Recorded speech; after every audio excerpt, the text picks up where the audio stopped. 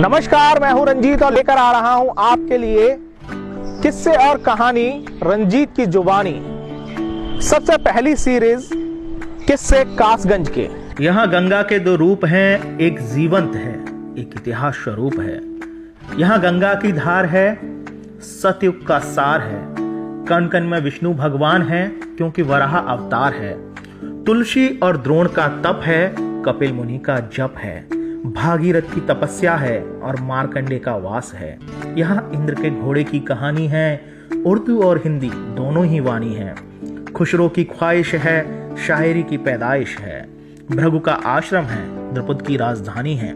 पाटलावती की शक्ति है, पटियाली की कहानी है।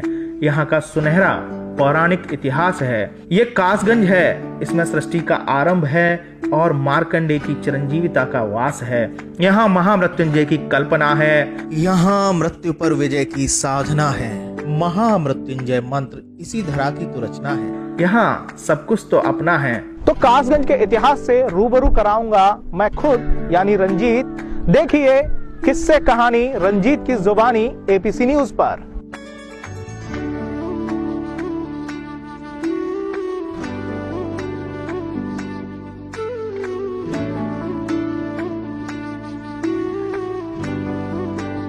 नमस्कार, मैं हूं रंजीत और लेकर आया हूं आपके लिए किस्सों की एक खास सीरीज किस्से कासगंज के।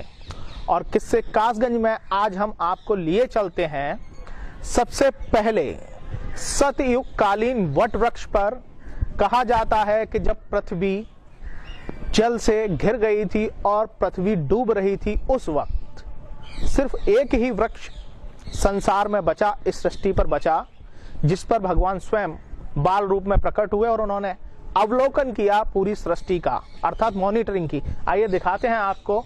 ये सतयुग कालीन वट वृक्ष है। यहाँ पर क्या क्या खास है इस वट वृक्ष की बातें और किस किस पुराण में इसका जिक्र हुआ है, आखिर क्या वाकई इतिहास जो कहता है वह प्रमाण यहाँ उपस्थित है।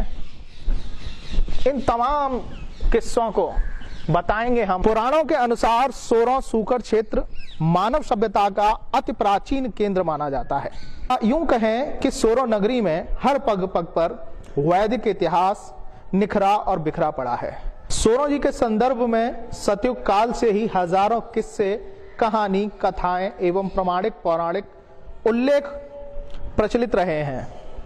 इसी क्रम में एक पौराणिक उल्लेख सोरों जी के गृद्धवट। ये जो गृद्धवट आप देख रहे हैं, इसी की कहानी मैं आपको बता रहा हूं। यकीन मानिएगा, ये सतयुग, अगर हम सतयुग की बात करते हैं तो सतयुग सबसे पहला युग है सृष्टि का, जिसमें भगवान स्वयं लक्ष्मी नारायण के रूप में प्रकट होते हैं। और कहा जाता है कि उस वक्त सृष्टि पर ना कोई वैमनस्यता थी, ना ईर्ष्या थी। दूध और घी की नदियां बहा करती थीं उस वक्त। और जो मानव की आयु है, वो आयु भी कई 100 वर्ष हुआ करती थी। तो ये वट वृक्ष है, गृद्धवट कहा जाता है इसको। सोरों सूकर क्षेत्र, यही वो जगह है, कहा जाता है कि जब पृथ्वी रसातल में जाती है तब भगवान जो विष्णु का अवतार है, वराह का अवतार, वह अवतार वराह के रूप में प्रकट होता है और पृथ्वी को रसातल से ऊपर लेकर आते हैं। तो ये था किस्सा सतयुग कालीन गृद्धवट का, जो कासगंज जनपद के सोरों में है।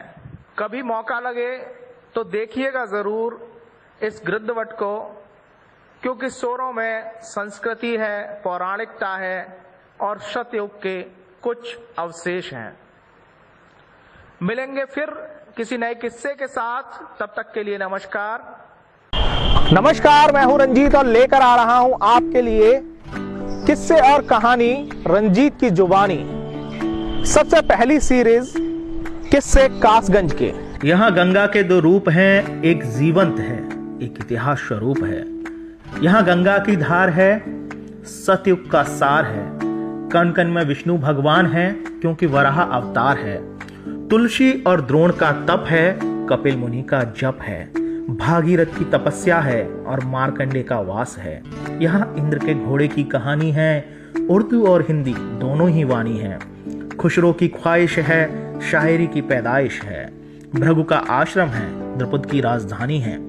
पाटलावती की शक्ति है, पटियाली की कहानी है। यहाँ का सुनहरा पौराणिक इतिहास है। ये कासगंज है, इसमें सृष्टि का आरंभ है और मार्कंडे की चिरंजीविता का वास है। यहाँ महामृत्युंजय की कल्पना है, यहाँ मृत्यु पर विजय की साधना है। महामृत्युंजय मंत्र इसी धरा की तो रचना है। यहाँ सब कुछ तो अपना है। तो कासगंज के इतिहास से रूबरू कराऊंगा मैं खुद यानी रंजीत। देखिए किस्से कहानी रंजीत की जुबानी एपीसी न्यूज पर।